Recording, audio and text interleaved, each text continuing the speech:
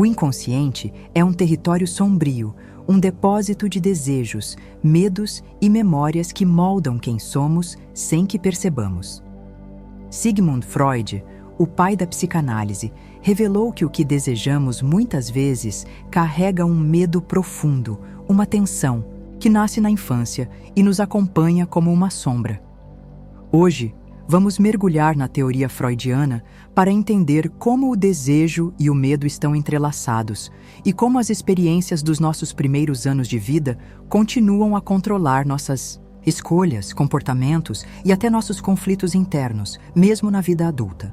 Freud dizia que o ser humano é movido por impulsos inconscientes, forças que ele chamou de pulsões, divididas principalmente entre a pulsão de vida, o eros, que nos empurra para o prazer, a criação, o amor, e a pulsão de morte, o thanatos, que nos atrai para a destruição, a repetição e até o sofrimento. O desejo, segundo Freud, nunca é puro. Ele sempre vem acompanhado de um medo, porque querer algo é também enfrentar o risco de perdê-lo, de ser rejeitado ou de confrontar tabus. Pense no desejo por alguém. Ele pode ser intenso, mas logo surge o medo do abandono, da traição ou da vulnerabilidade. Esse conflito interno, essa dança entre querer e temer, começa na infância, nos primeiros laços que formamos com nossos pais ou cuidadores. Vamos começar pela infância, porque é lá que Freud coloca a raiz de tudo. Ele acreditava que os primeiros anos de vida são cruciais, que as experiências com nossos pais moldam o que ele chamou de complexo de Édipo, um conceito que, apesar de controverso, é central na psicanálise. Por volta dos 3 aos 6 anos, a criança desenvolve um apego intenso pelo pai ou pela mãe, dependendo do gênero, e vê o outro como um rival. É um desejo inconsciente, não necessariamente sexual no sentido adulto, mas carregado de afeto e necessidade. Esse desejo vem com um medo embutido. O medo da punição, da perda do amor do pai ou da mãe, ou até da castração, um conceito que Freud usava para simbolizar o temor de perder algo essencial. Esse conflito não desaparece, ele é reprimido, enterrado no inconsciente, mas continua a influenciar nossas escolhas amorosas, nossos medos e até nossas inseguranças na vida adulta. Pense em alguém que sempre escolhe parceiros emocionalmente indisponíveis. Freud diria que essa pessoa pode estar repetindo, sem saber, o padrão de um apego infantil não resolvido, buscando inconscientemente recriar aquela dinâmica inicial para, quem sabe, resolvê-la. Mas o que acontece quando esses desejos e medos infantis não são resolvidos? Eles se transformam em neuroses, ansiedades, comportamentos repetitivos que Freud chamava de compulsão à repetição. É como se o inconsciente estivesse tentando reencenar o passado, na esperança de dominá-lo, mas acabamos presos em ciclos. Por exemplo, alguém que teve um pai distante pode buscar incessantemente aprovação em figuras de autoridade, como chefes ou mentores, sem nunca se sentir satisfeito. O desejo de ser amado pelo pai se mistura ao medo de nunca ser suficiente, e isso controla as decisões dessa pessoa, mesmo que ela não perceba. Freud também falava do papel do inconsciente, na formação dos nossos sonhos, que ele chamava de a via régia para o inconsciente. Nos sonhos, desejos reprimidos encontram uma forma de se expressar, mas sempre disfarçados, porque o inconsciente usa símbolos para driblar a censura da mente consciente. Um sonho sobre perder um trem pode parecer trivial, mas para Freud poderia representar o medo de perder uma oportunidade amorosa ou o desejo reprimido de escapar de uma situação que lembra a infância. O medo e o desejo se misturam nesses símbolos, e entender os sonhos é como decifrar um código que revela o que nos controla. Vamos falar agora do superego, outra peça-chave no quebra-cabeça freudiano. O superego é como um juiz interno, formado a partir das regras e valores que absorvemos na infância, principalmente dos nossos pais. Ele age como uma voz que nos critica, nos pune, nos diz o que é certo ou errado. Quando desejamos algo que o superego considera proibido, como um impulso sexual ou uma ambição egoísta, surge a culpa, e essa culpa é o medo disfarçado.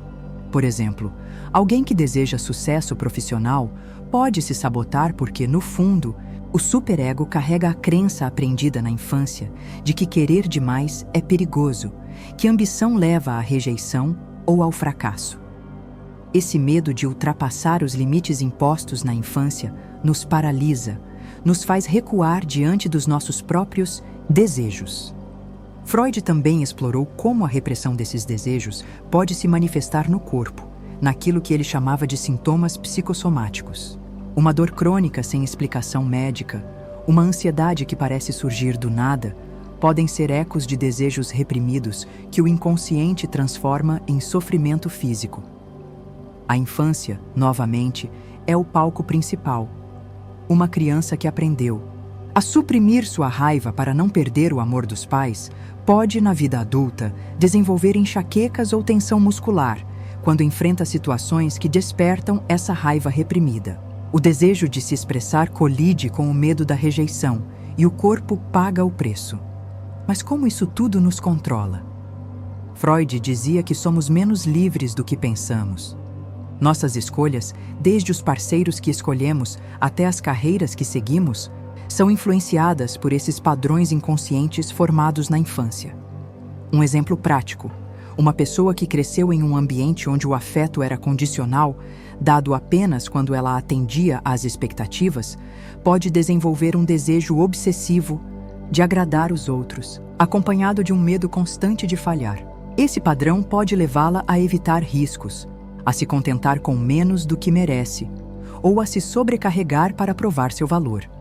O inconsciente, moldado por aquelas experiências iniciais, está no comando, mesmo que ela acredite estar tomando decisões racionais. Freud também nos alerta para a ambivalência dos nossos desejos. Queremos algo, mas ao mesmo tempo tememos as consequências de consegui-lo. Queremos amor, mas tememos a vulnerabilidade. Queremos liberdade, mas tememos a solidão. Essa ambivalência vem da infância, dos momentos em que nossos desejos foram atendidos ou frustrados de formas que nos marcaram profundamente. Uma criança que foi punida por expressar suas emoções pode crescer com um desejo inconsciente de se rebelar, mas também com um medo paralisante de ser rejeitada.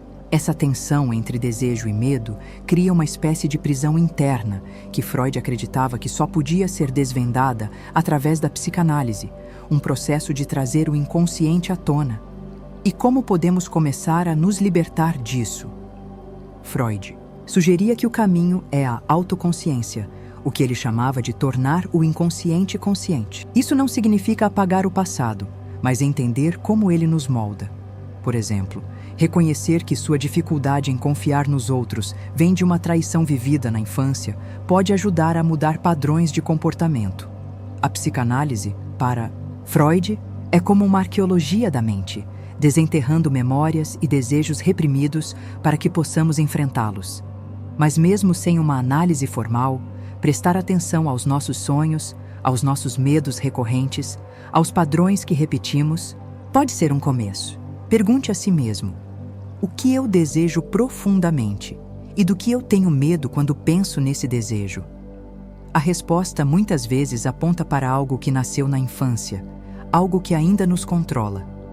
Vamos considerar um caso prático para ilustrar. Imagine uma mulher que evita relacionamentos sérios, mesmo querendo se conectar com alguém. Cada vez que um parceiro se aproxima, ela sente um medo irracional e se afasta. Freud diria que esse medo pode estar ligado a uma experiência infantil. Talvez um pai que a abandonou ou uma mãe que era emocionalmente instável. O desejo de amor está lá, mas o medo de reviver aquela dor antiga é mais forte. O inconsciente dela está no comando, repetindo o padrão de autoproteção que ela aprendeu quando criança. Entender essa conexão pode ser o primeiro passo para ela confrontar esse medo e buscar relacionamentos mais saudáveis.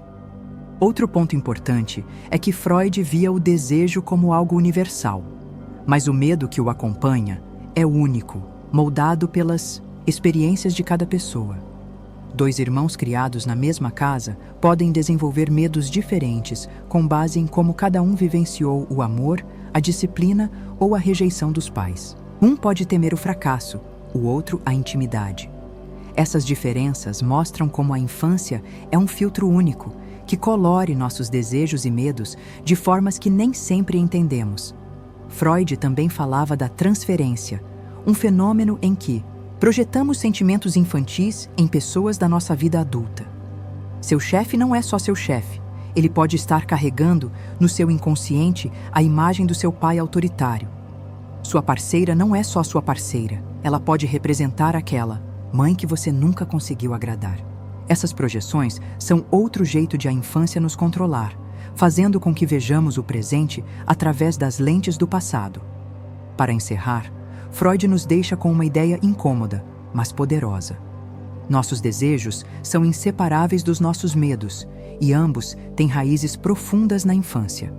O que queremos hoje, seja amor, sucesso ou liberdade, carrega ecos do que vivemos quando éramos pequenos, das promessas que nos fizeram, das dores que sentimos, dos medos que enterramos.